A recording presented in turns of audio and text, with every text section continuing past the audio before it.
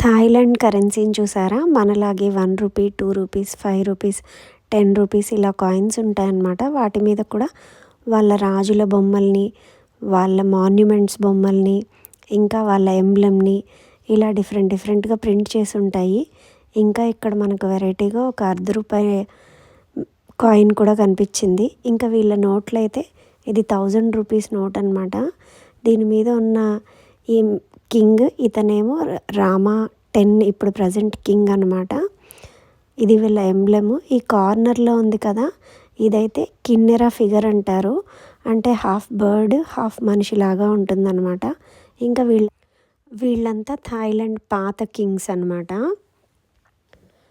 ఇంకా వీళ్ళ నోట్ల మీద కూడా వీళ్ళ కల్చర్ని, ట్రెడిషన్స్ని, వాళ్ళ నమ్మకాలకి సంబంధించిన అన్ని సింబల్స్ ప్రింట్ చేసి ఉంటాయి.